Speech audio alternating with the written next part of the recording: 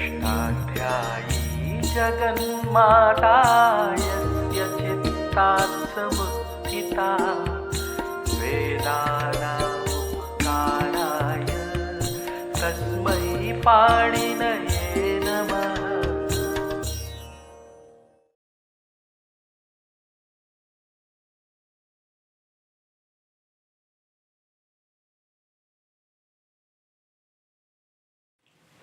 नमः पाणिनये। हम लोग अष्टाध्यायी के तृतीय अध्याय के द्वितीय पाद के कृत प्रत्यय पढ़ रहे हैं। हमें आरंभ करना है अच प्रत्यय से। यच प्रत्यय 3-2-9 से आरंभ हो करके 3-2-15 तक जाता है। हरतेर अनुद्यमनेच, हरते अनुद्यमने अच। अनुद्यमन अर्थ में वर्तमान जो री धातु, उससे कर्म पद में होने पर अच प्रत्यय होता है।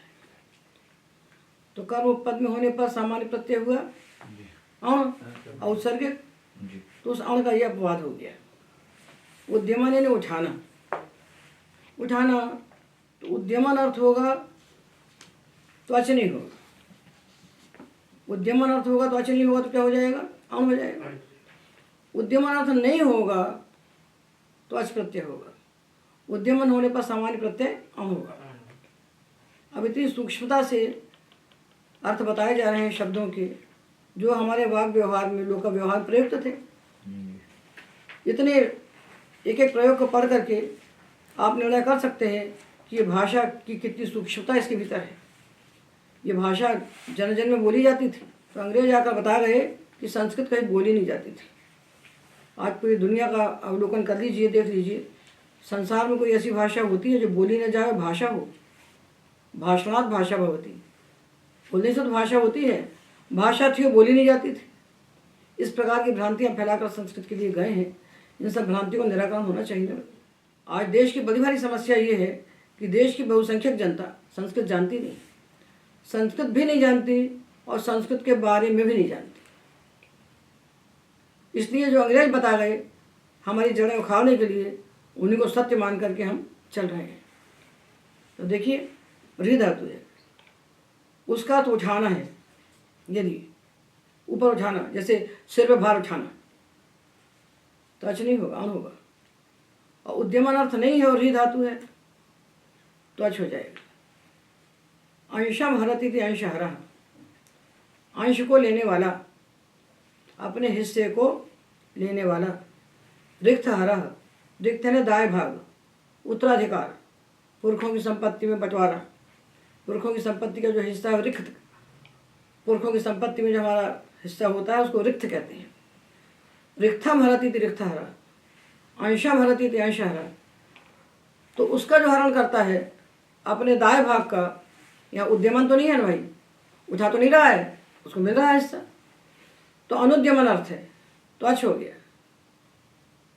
अंशम हरति थी, अंश हरा, रिक्थम हरति थी, रिक्त हरा। री धातु का प्रयोग है और उद्यमन यहाँ पर नहीं है।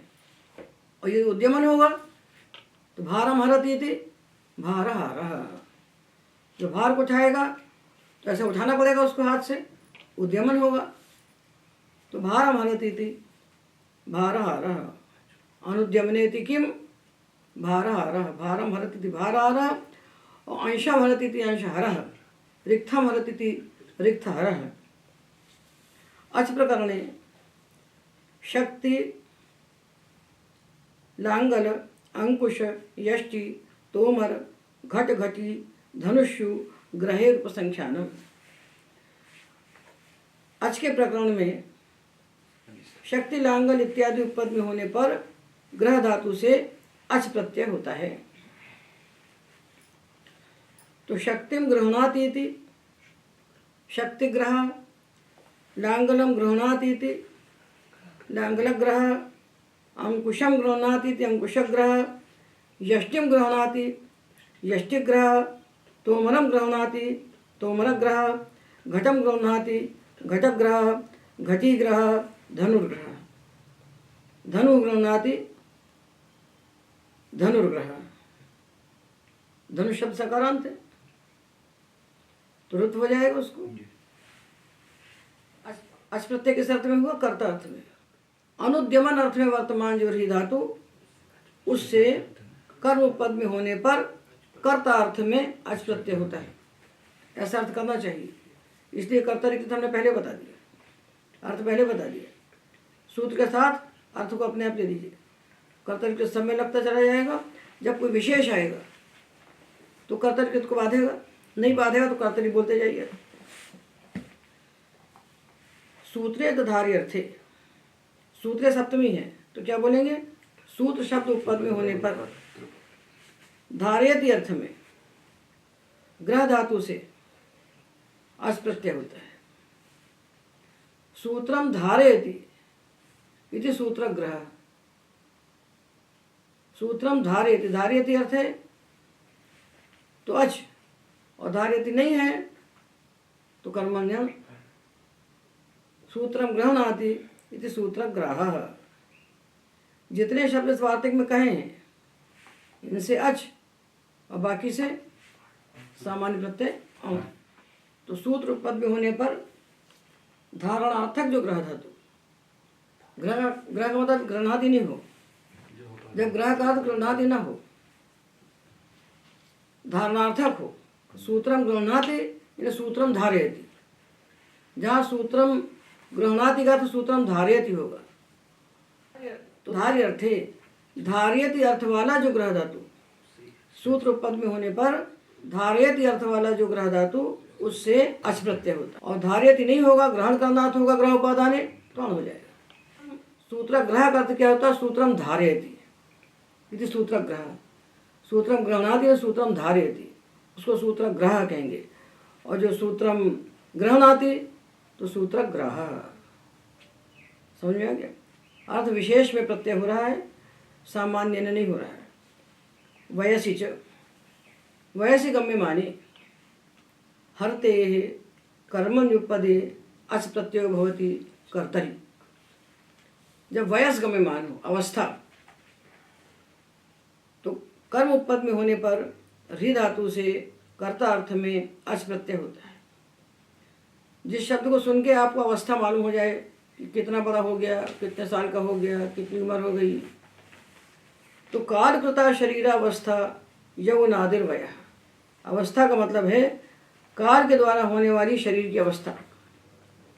शिशु है, फिर किशोर है, फिर युवा है, ये शरीर की अवस्थाएं हैं। तो उद्यमनार्थो अयम आरंभ। पहला अच प्रत्यय जो हुआ था अनुद्यमन अर्थ में हुआ था, और ये जो हो रहा है उद्यमन अर्थ में हो रहा है। पहला अनुद्यमन अर्थ में था तो उद्यमन प्राप्त नहीं था, तो ये प्रत्यय हो रहा है उद्यमन अर्थ में। यदि उद्यमनम क्रियमाणम संभाव्यमानम व यो गमेति। जो उद्यमन है, उठाना, उठाने की क्रिया, यदि अवस्था को बताती है, जिसको उम्र कहते हैं हिंदी में, उम्र। वह शब्द संस्कृत का है, उम्र शब्द उर्दू का है। तो यदि उद्यमन है जो किया जा रहा है, उससे अवस्था का ज्ञान हो जाता है, तत्रायम विधि, उसी के लिए विधि अच प्रत्यय की। जैसे कुत्ते का बच्चा आपने देखा, आप कहते कितना बड़ा हो गया, तो उसने कहा अस्थि हरा, अब हड्डी लेकर दौड़ सकता है, तो आप समझ गए 6 महीने का हो गया। छोटा बच्चा देखा था आपने, अस्थि हरा, अब हड्डी लेकर दौड़ने के लायक हो गया, तो 6 महीने का हो गया, हड्डी मुंह में दबा के दौड़ सकता है। क्षत्रिय का बच्चा देखा, कितना बड़ा हो गया, बोले कवच हरा, क्षत्रिय को मारा, अस्थि हरा श्वा, कवच हरा, क्षत्रिय को मारा। कवच को धारण करने के लायक हो गया, मतलब 16 साल का कम से कम हो गया। क्षत्रिय का बच्चा 16 साल का हो गया, युवावस्था में प्रवेश किया उसने, तब कवच को वो वक्षस्थल पर धारण कर सकता है। तो कवच हरा जब कहते हैं, तो कवच हरा में री धातु से अच प्रत्यय हमने किया है, क्योंकि कवच हर शब्द उसकी अवस्था को बता रहा है, उसकी अवस्था बता रहा है कि युवावस्था में प्रवेश करने के लायक हो गया है, इतना बड़ा हो गया है कि कवच को धारण कर सकता है। कुत्ते का बच्चा इतना बड़ा हो गया है कि हड्डी के टुकड़े को लेकर दौड़ सकता है। तो वयसी च, जब वयस गम्यमान हो तो री धातु से कर्म उपपद में होने पर उद्यमान अर्थ में अच प्रत्यय हो जाता है।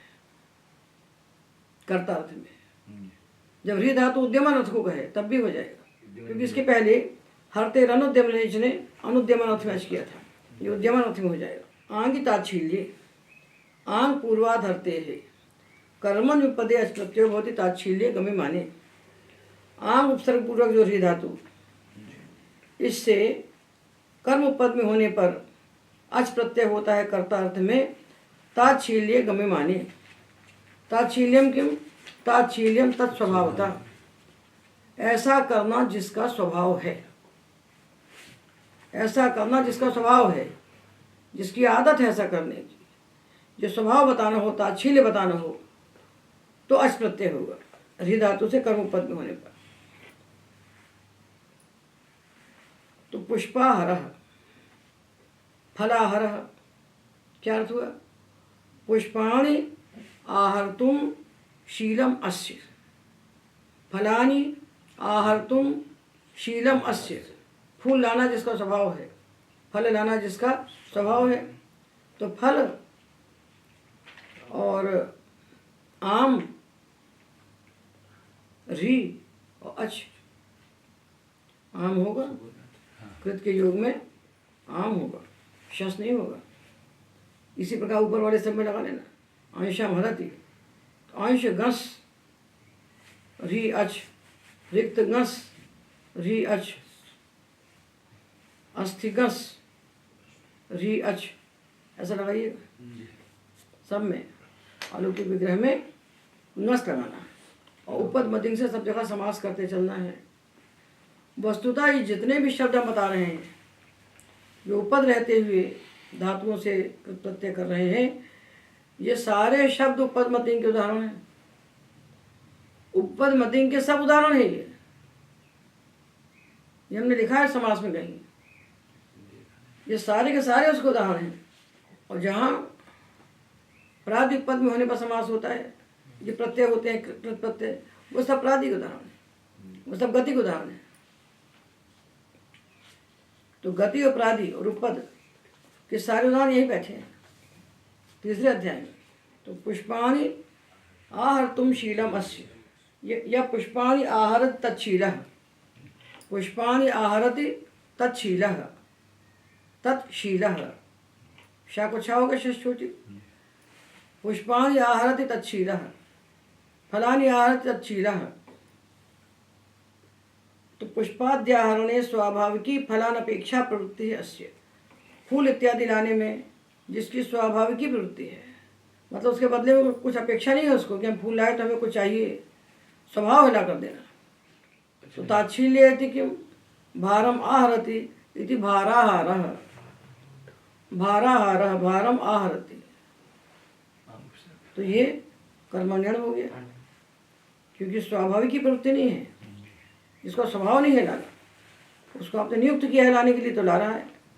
तो कर्मण्यन अर्ह, अर्ह पूजायाम धातु है भौदिगण का अर्हति, अर्ह पूजायाम धातु से कर्मणि उपपदे अच प्रत्यय भवति कर्तरि, अर्ह पूजायाम धातु से कर्म उपपद में होने पर कर्ता अर्थ में अच प्रत्यय होता है। अण का पद है, ये सारे अच अण के पद है। स्त्रीलिंगे विशेष है, पूजाम अर्हति इति पूजार्हः, पूजार्हा, पूजार्हा ब्राह्मणी, गंधम अर्हति गंधार्हा गंधार्हा, मालाम अर्हति मालार्हा मालार्हः मालार्हा, यानी प्राप्त करने के योग्य, पूजा को प्राप्त करने के जो योग्य है, जिसकी पूजा होना चाहिए, जिसको माला मिलना चाहिए, जिसको माला पहनाई जाना चाहिए, यह अर्हति करते हैं। तो इससे हो गया अच, अच हो गया तो टाप होगा। आन होता स्तंभ कर्णयो रमिजपो हो, स्तंभ कर्णयो हो सप्तमी है, सप्तमी का द्विवचन, स्तंभ कर्ण इन सुबंतों के उपपद में होने पर यथासंख्य रम जप धातु से अच प्रत्यय होता है। स्तंभ उपपद में होने पर रम से और कर्ण उपपद में होने पर जप से, ऐसा यथासंख्य कर लेना। अब इस स्तंभ कर्ण योग जो है सप्तमी है, किंतु कर्म नहीं है। जहाँ कर्म नहीं होगा वहाँ हम सुपी की अनुवृत्ति लेंगे। तो स्तंभ कर्ण सुबंत उपपद में होने पर क्रमशः रम जब धातु से अच प्रत्यय होगा कर्ता अर्थ में।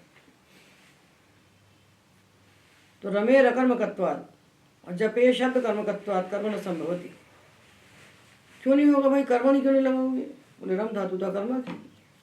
अरे हमारा मन यहाँ रमता है तो कर्म थोड़े है, रम धातु का कर्मक है। और जप धातु का कर्म शब्द है। तो जब जपति कहते हैं हम कि देवदत्ता जपति, तो क्या जपति नहीं कहते हैं, जपत जप करता है। तो वहाँ शब्द कर्मक है, शब्द उसका कर्म है, शब्द कर्मक धातु है वो। तो धातु के अर्थ में जब कर्म समाहित हो जाता है तो उसको अकर्मक कहते हैं। रम धातु अकर्मक है और जप धातु शब्द कर्मक है, इसलिए इन दोनों का कर्म संभव नहीं है। तो यहाँ कर्मणि की अनुवृत्ति हम नहीं लगाएंगे, यहाँ हम सुपी की अनुवृत्ति लगाएंगे। तो दो बातें बता दी कि स्तंभ उपपद में होगा तो रम धातु से, कर्ण उपपद में होगा तो जप धातु से। अब वार्तिक कहता है हस्ति सूचक योरिति वक्तव्य।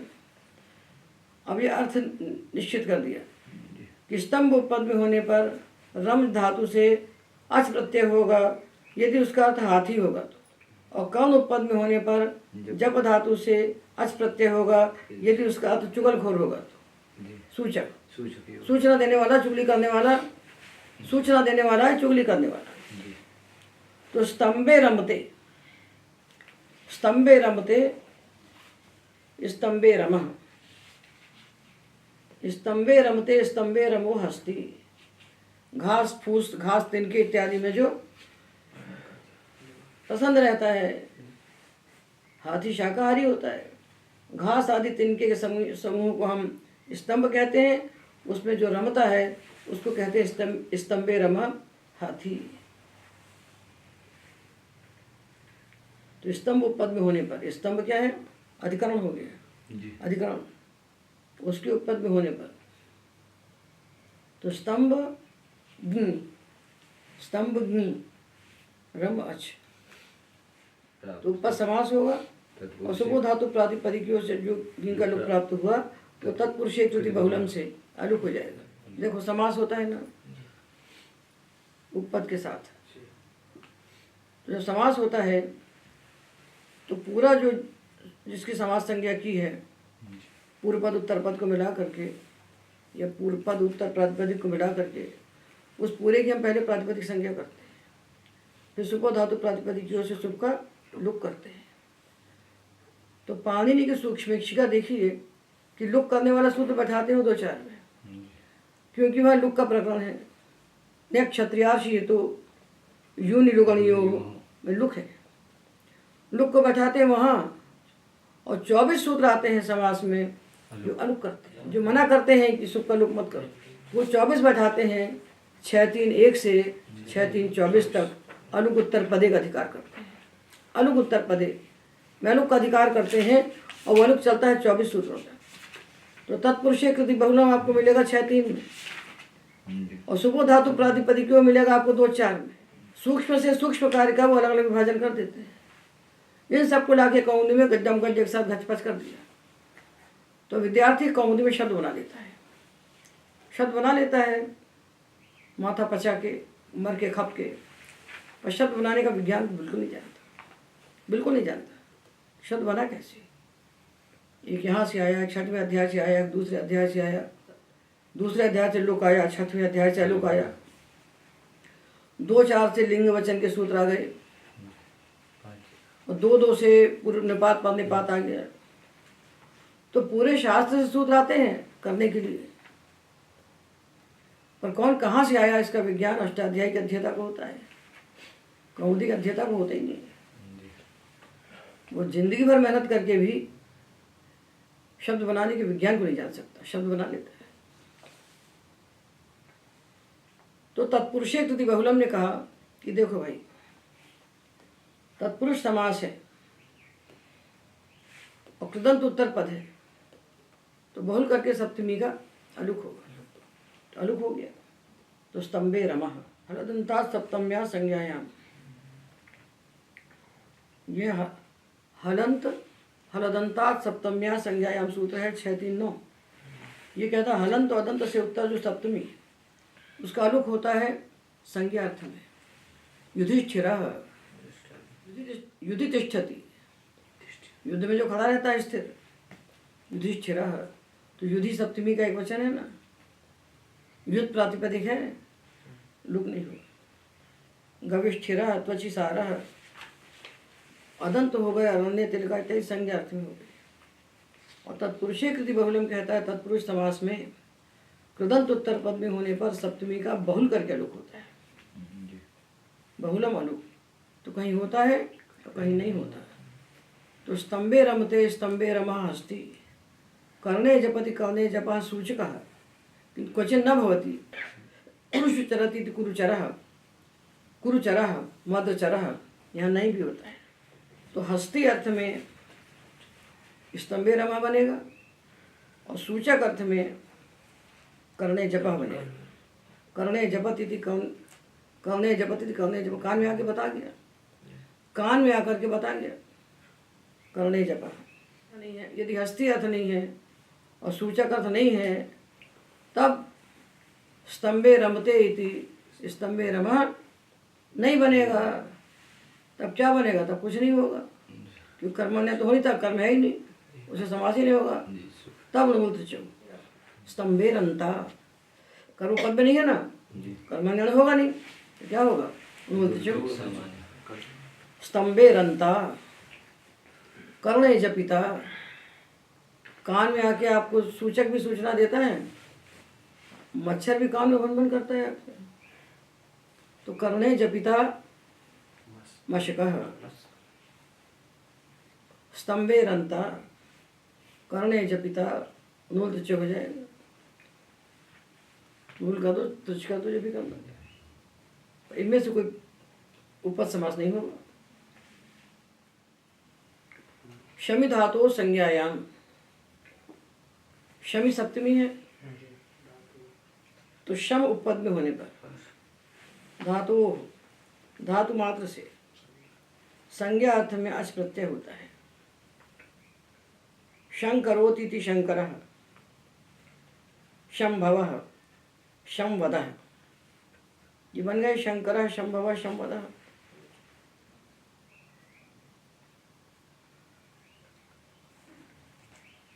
तो प्रश्न होता है कि जब धातु अधिकार से आ रहा था 3-1-91 से, उसके रहते हुए जो पुनः धातु ग्रहण किया, ये क्यों किया? तो कहते पुनर्धातु ग्रहणम बाधक विषयेपि प्रवृत्त्यर्थम, काशिकाकार कहते शमिति संज्ञायाम इति सिद्धे धातु ग्रहणम क्रियो हेत्वादिषु च प्रतिषेधार्थम, कि धातु का अधिकार चल रहा था, फिर धातु का ये बता रहा है कि अच के बाधक प्रत्ययों की प्राप्ति होने पर भी, या अच चल रहा है अभी यहाँ से 14 तक 15 तक अच है, उसके बाद अच के बाधक प्रत्यय आएंगे। तो अच के बाधक प्रत्ययों की प्राप्ति होने पर भी यदि संज्ञा अर्थ है, तो बाधक प्रत्यय नहीं होंगे, अभी तो अच प्रत्यय ही होगा। तो आगे क्रियो हेतु ताच्छील्य लोमेशु से क्रि धातु से हेतु आदि अर्थ में बाधक प्रत्यय क्या आएगा? अच का बाधक, उसके प्राप्त होने पर भी यदि संज्ञा अर्थ है, तो उस टा को बात करके अच्छी होगा। तो यहाँ शम करोति इति शंकरः, और जब अच हो गया तो शं करोति इति शंकरा, शंकरा बनेगा। क्या होगा? तो जीप हो जाएगा। क्या कहते हैं तो शंकरी बनता है, अच कर दिया तो शंकरा बन गया। इसलिए उदाहरण देते हैं काशिकार, शंकरा नाम परिव्राजिका, उदाहरण देते हैं शंकरा नाम परिव्राजिका और तच्छीला, तच्छीला में वही होगा, शम उपपद में होगा तो अच्छी होगा, तो अच्छी होगा। यानी आगे जो आ रहा है सूत्र क्रियो हेतु ताच्छील्य लोमेशु, या क्री धातु से हेतु ताच्छील अनुलोम में अर्थों में टा प्रत्यय कहा जा रहा है, किंतु शम पद में होने पर इन अर्थों में प्रत्यय करके भी यदि समुदाय का अर्थ संज्ञा ही है तो क्री धातु से टा प्रत्यय नहीं होगा, अच प्रत्यय होगा। तो शंकरा नाम परिव्राजिका, तो शंकरोति शंकर और शम कर्तुम शीलम अस्या, शम कर्तुम शीलम अस्या कहोगे तो भी शंकर बनेगा, वहाँ अच्छी होगा। इसी प्रकार शंकरा नाम शकुनिका, तो फल क्या हो जाएगा, अच होने पर टाप होगा। अधिकरणे शेते है, शींग धातु से अधिकांश सुबंत उपपद में होने पर कर्ता अर्थ में अच प्रत्यय होता है। कर्ता अर्थ होगा, अधिकांश सुबंत उपपद में होगा। तो खे शेते खशय, गर्ते शेते गर्तशय। पार्श्वादिषु उपसंख्यानम, पार्श्वादि शब्द उपपद में होने पर भी शींग धातु से कर्ता अर्थ में अच प्रत्यय होता है। पार्श्वाभ्याम शेते पार्श्वशय, जो पार्श्व के बल पर से, जो पार्श्व के बल पर सोता है बाजुओं से। उदरशय, जो पेट के बल से होता है उल्टा होकर। पृष्ठशय, जो सीधा सोता है, कुछ लोग सीधे सोते हैं, छोटे बच्चे उल्टे सोते हैं, और सामान्य आदमी करवट लेके सोता है। तो पार्श्वाभ्याम शेते पार्श्वशय, हे शेते गर्ते शेते में अधिकांश पद में होने पर है, और ये पार्श्वादि पद में होने पर चाहे पार्श्वाभ्याम शेते इति पार्श्वशय, उदरेण शेते उदरशय, और पृष्ठेन शेते पृष्ठशय, पीठ के बल पर सोता है। तो पृष्ठटा शी अच, उदरटा शी अच, और पार्श्वभ्याम शी और अच। उत्तानादिषु कर्तृषु, उत्तान इत्यादि कर्तृषु में सप्तमी है, इसमें भी सप्तमी है। उत्तान इत्यादि कर्ता उपपद में होने पर, उत्तान आदि कर्ता उपपद में होने पर, उत्तानादिषु कर्तृषु उपपदेषु शींग धातु हो अच प्रत्यय होती। उत्तान इत्यादि कर्ता उपपद में होने पर शींग धातु से अच प्रत्यय होता है। तो उत्तान शब्द कर्ता का वाचक होना चाहिए। उत्तान शेते, उतानस होता है जो, उताना कहते हैं ना हिंदी में, उताना सीधा। उत्तान शेते, उत्तान शय। अब मूर्धा शेते, अब मूर्धशय सिर के बल। उत्तान शेते उत्तान शय, और अब मूर्धा शेते। अब न तो मूर्धा यस्य सा, अब मूर्धा जो सिर को ऐसा झुकाकर सिर के बल सोता है। अधोमुख शेते इत्यर्थ, सिर को झुका करके जो सोता है। मूर्धन शब्द नान्त है। अब मूर्धन सु, क्योंकि कर्तृवाचक है। अब मूर्धन सु शी और अच। उत्तान सु शी और अच कर्तृवाची है। उत्तान शब्द उत्तानादि जितने शब्द हैं वो सारे के सारे कर्तृवाचक हैं। गिरव जश छंदसी, गिरव सप्तमी है। गिरि सुबंत उपपद में होने पर शींग धातु से डा प्रत्यय होता है वेद विषय में, छंदसी। तो गिरव शेते गिरिशः, गिरिशः। तो शींग से डा किया तो जित्व सामर्थ्यात अवश्यापि टेर लोभ, शी की टी का लोभ हो गया, अच का मिल गया तो गिरिशः, गिरिशः। नहीं छंदसी कहा ना, तो छंदसी का मतलब हुआ कि वेद में गिरिश बनेगा और लोक में अच बनेगा। लोक में अच होगा, वेद में डा होगा, लोक में अच होगा, तो लोक में गिरिशाया बनेगा, लोक में गिरिशाया बनेगा और वेद में गिरिशाया बनेगा।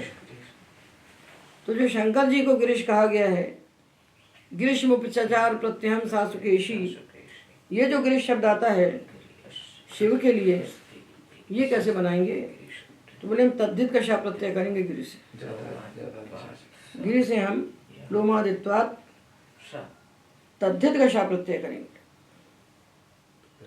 तो गिरि अस्य अस्ति इति गिरिशः।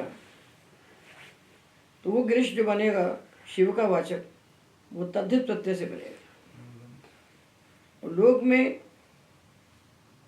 सामान्य गिरौ शेते गिरिशयः बनेगा। अब ये अच प्रत्यय हो गया।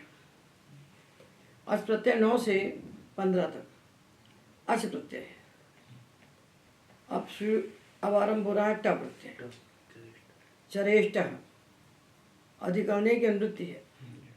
अधिकरण सुबंत पद में होने पर चर धातु से कर्ता अर्थ में ट प्रत्यय होता है। ये जाएगा 23 तक।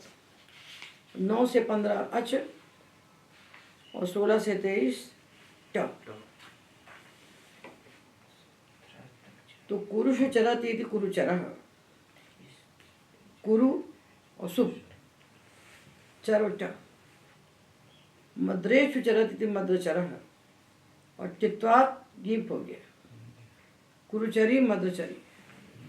अब आप कहो अच प्रत्यय से काम चल जाता, टा क्यों लगा दिया? अच में भी आ बचा, टा में आ बचा है। तो गीप परण करने के लिए प्रत्यय बदल दिया, टा कर दिया। पुंलिंग में समान बन जाता, स्त्रीलिंग में समान नहीं बन सकता। भिक्षा सेना दायुषिच। भिक्षा सेना और आदाय इनके उपपद में होने पर चर धातु से टा प्रत्यय होता है। तो भिक्षाम चरति भिक्षाचरः। भिक्षाम चरति भिक्षाचरः। ये अधिकांश अर्थ न होने पर भी कर रहे हैं, इसलिए भिक्षा सेना दायुष बनाया। अनधिकरणार्थ आरंभ। अधिकांश से भिन्न अर्थ में करने के लिए सूत्र अलग से बनाया। तो भिक्षाम चरति थी भिक्षाचरः और सेनाम चरति थी सेनाचरः। आदाय चरति थी आदाय चरः लेकर जो चलता है। चरणेन भिक्षाम अर्जयति और सेनाम चरति सेनाम प्रापयति। आदाय चरति यानी आदाय लब्धम लब्धम द्रव्यम गृहीत्वा चरति कहते हैं। अत्र व्याख्यानम एवं श्रवणम कह रहे हैं। पुरोग्रतो ग्रेषु सर्ते है पुरस अग्रतस और अग्रे यव्य है। इनके उपपद में होने पर स्त्री धातु से ट अर्थ होता है कर्ता अर्थ में। पुरस्सरत इति पुरस्सरः। अग्रतस्सरत इति अग्रतस्सरः। अग्रे सरत इति अग्रेसरः। क्या हो गया? चित्करणम गीवर्थम। पूर्वे कर्तरी। पूर्वे कर्तरी, ये कर्तरी तो क्या कर्तरी नहीं है। पूर्व शब्दे कर्तृवाची नहीं उपपदे। कर्तृवाची पूर्व शब्द उपपद में होने पर स्त्री धातु से कर्ता अर्थ में टा प्रत्यय होता है। इससे कर्तरी तुत का कर्तरी है, दो कर्तरी हो जाएंगे। तो कर्तरी बताएगा अर्थ को और ये कर्तरी बनेगा पूर्व का विशेषण।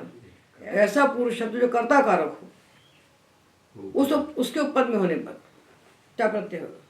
मतलब पूर्व सरति पहला चलता है, पहला है वो चल रहा है तो सरति का कर्ता होना चाहिए। पूर्व शब्द को सरति का कर्ता होना चाहिए। तो पूर्व सरति थी पूर्व सरह और कर्ता नहीं होगा तो पूर्वम देशम सरति इति पूर्व सारह हो जाएगा। ठीक है ना। तो ये पूर्व शब्द जो सरति का कर्ता यदि बनता है, पूर्व शब्द इस सरति का कर्ता है, कर्ता कारक है, तो उसके उपपद में होने पर क्या होगा? पूर्व सरति इति पूर्व सरह और पूर्वम देशम सरति इति पूर्व सारह। तो पूर्वे कर्तरी श्री धातु कर्तरी अर्थे प्रत्यय होती। कर्तृवाचक पूर्व शब्द उपपद में होने पर श्री धातु से कर्ता अर्थ में क्या प्रत्यय। क्रियो हेतु ताच्छील्यानुलोमेषु कर्म उपपद में होने पर क्रिय धातु से टा प्रत्यय होता है कर्ता अर्थ में। हेतु ताच्छील्य और अनुलोम में गम्यमान होने पर हेतु ताच्छील्य और अनुलोम में गम्यमान होने पर हेतु ऐकांतिकम कारणम। हेतु कहलाता है कारण। हेतु या कारण। शोक करी कन्या, शोकम करोति इति शोक करी, मतलब शोक का हेतु है। शोक का हेतु है कन्या। चली जाती है एक शोक और जाकर दुखी होती है तो महान शोक। तो शोक करी कन्या, यशक करोति इति यशस करी विद्या, और कुलम करोति इति कुल करम धनम। यश को पैदा करने वाली विद्या हेतु हो गई। कुल को उत्पन्न करने वाला धन, धनई निष्कुलीना कुलीना भवन्ति। पैसा होता तो निष्कुलीन भी कुलीन बन जाते हैं। ये 3 उदाहरण हुए हेतु के। और ताच्छील्य, ऐसा करना जिसका स्वभाव है।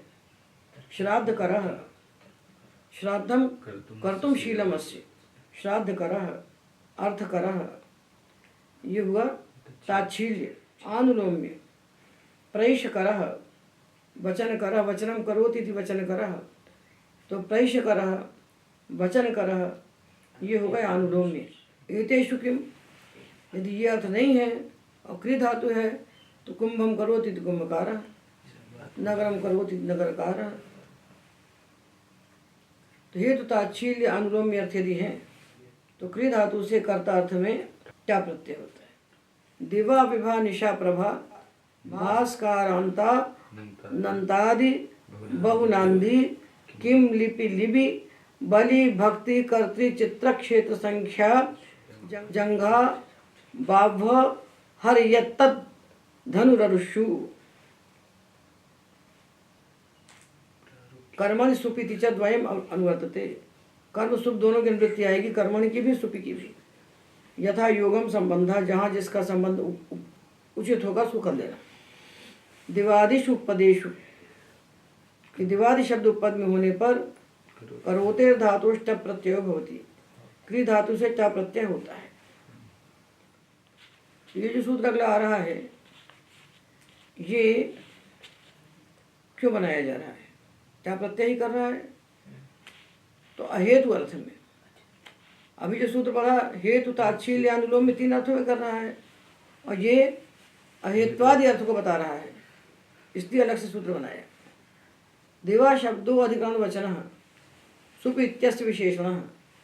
दिवा इस सुबंत के उपपद में होने पर कृ धातु से चा प्रत्यय हुआ। दिवा करोति इति दिवाकरः, सूर्य है। प्राणिना चेष्टा युक्तान करोति, प्राणियों को चेष्टा युक्त करता है, सूर्य है। विभाम करोति इति विभाकरः, ये भी सूर्य है। निशाम करोति इति निशाकरः, चंद्र है। प्रभाम करोति इति प्रभाकरः, भाः करोति इति भास्करः, भास्करः बन गया। तो बोले सकार को निपातनात् विसर्जनीय जिह्वा मूल्य होना, सकार को विसर्ग होना था और कुप्पो का पहुँचो से जिह्वा मूल्य होना था। तो जिह्वा मूल्य विसर्ग जो नहीं हुए ये निपातन से नहीं हुए।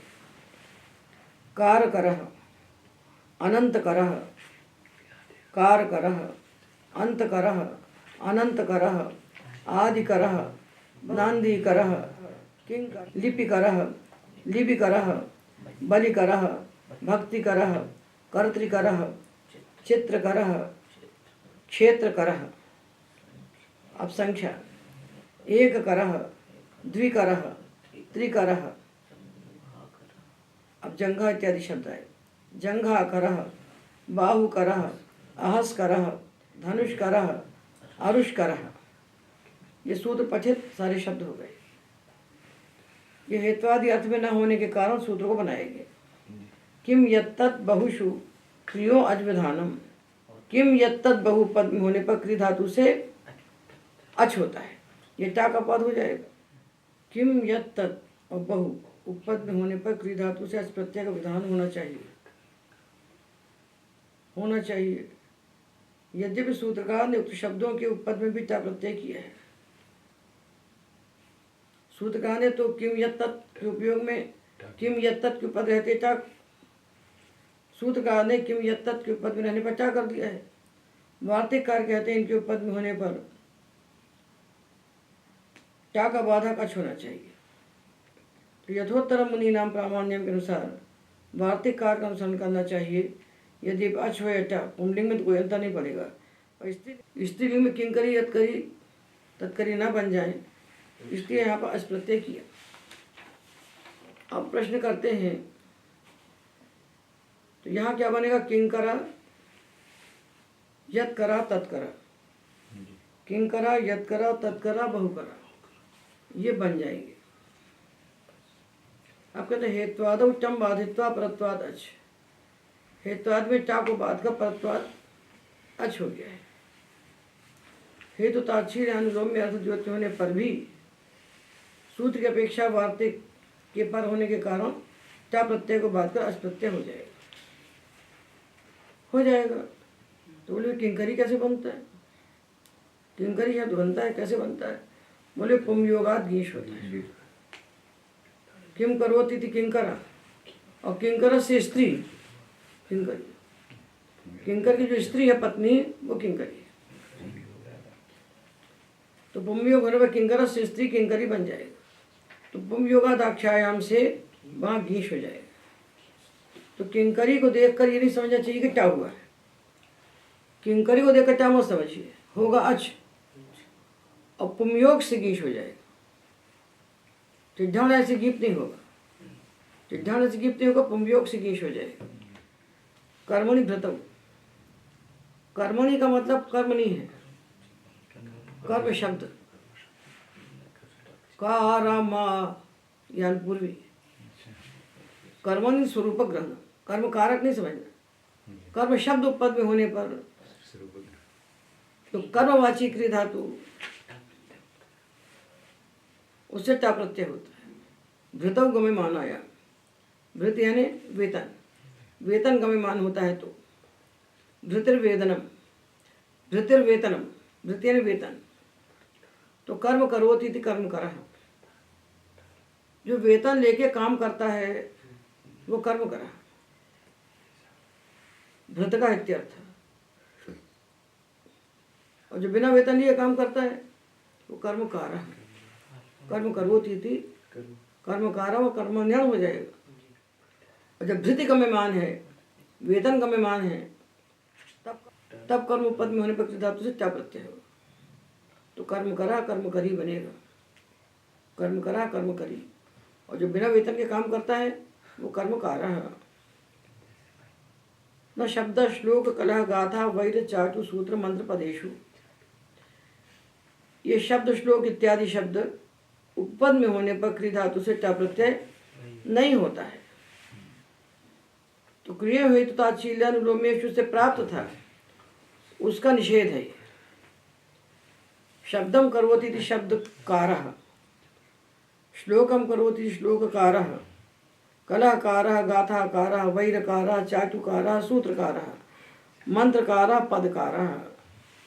यहाँ जो हेत्वादि में क्या प्रत्यय प्राप्त था उसका निषेध हो रहा है इससे, और इसके साथ ही क्या प्रत्यय का प्रकरण भी समाप्त हो रहा है। इसलिए इस व्याख्यान को यहीं विराम देते हैं। आज के व्याख्यान में एतावत्।